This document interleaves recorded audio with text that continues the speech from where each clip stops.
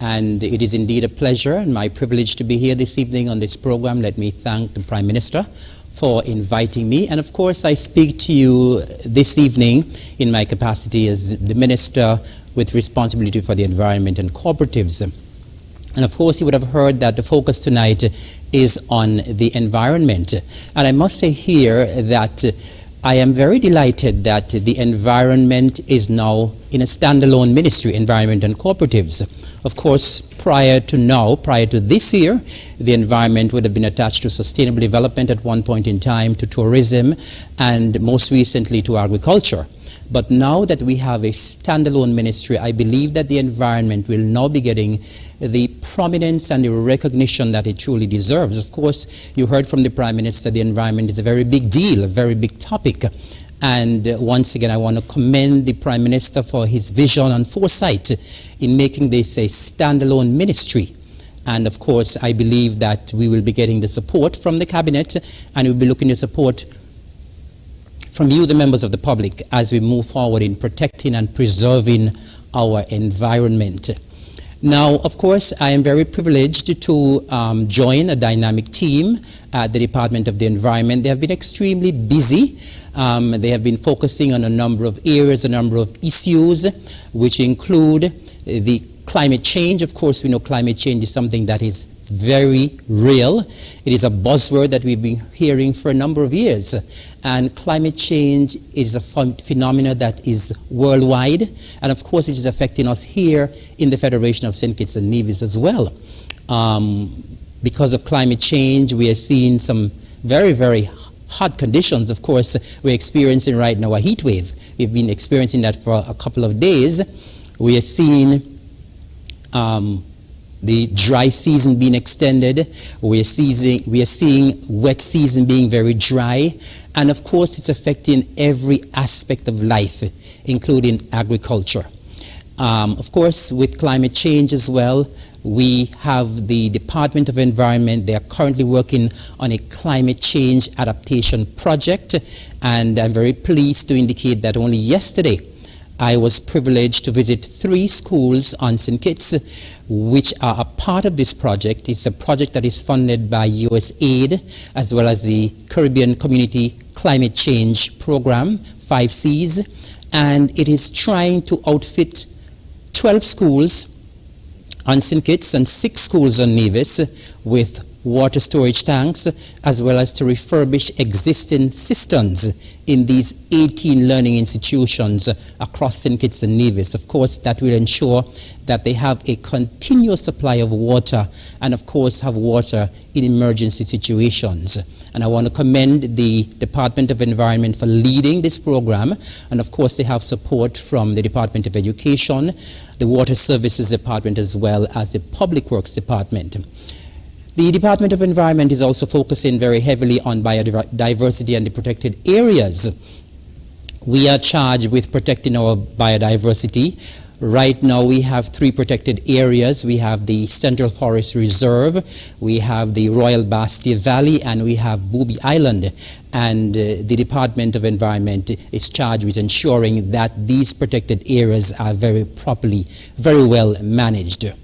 In terms of plastics, you would have heard from the Prime Minister, and this is a very big deal. The conversation has started with regards to the banning of single-use plastics, and is a conversation that must continue.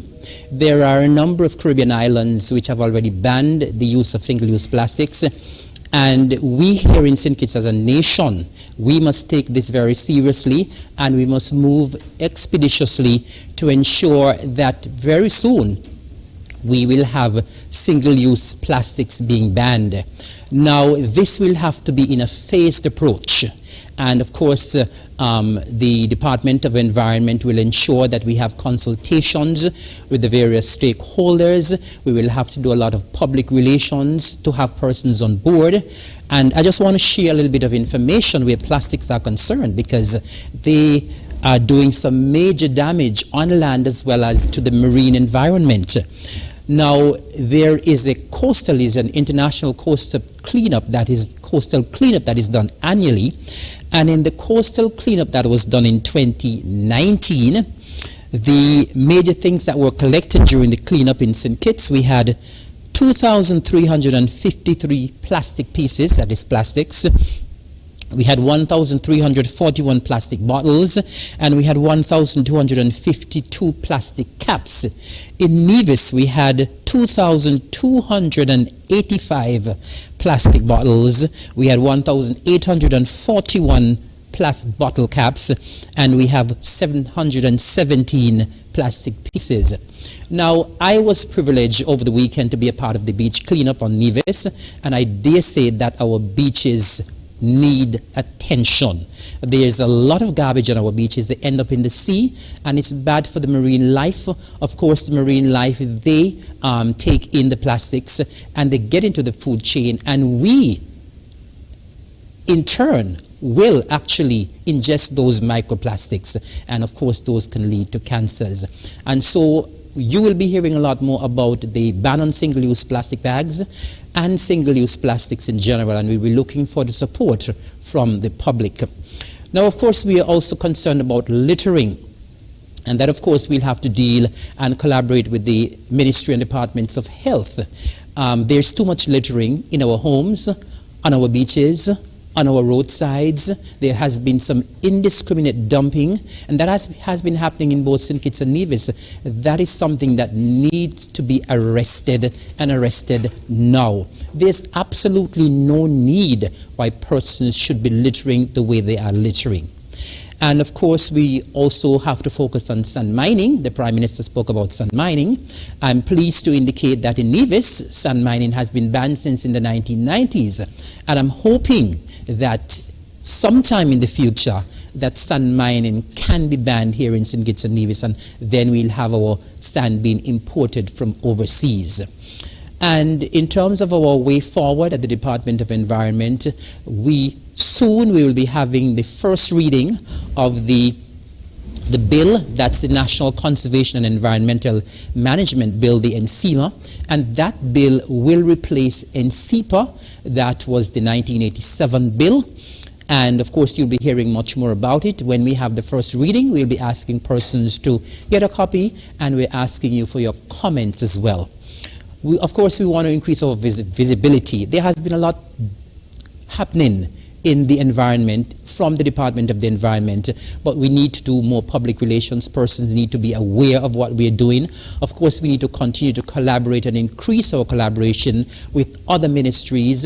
And of course, I am hoping as well, very shortly we'll be having a policy that will be an overarching policy where the environment is concerned. And of course, we must continue to work with NGOs as well as regional and international partners.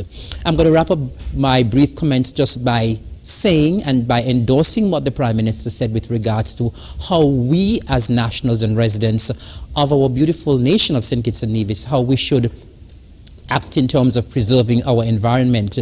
We must desist from littering our beaches.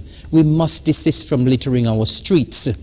We must desist from littering the waters around us.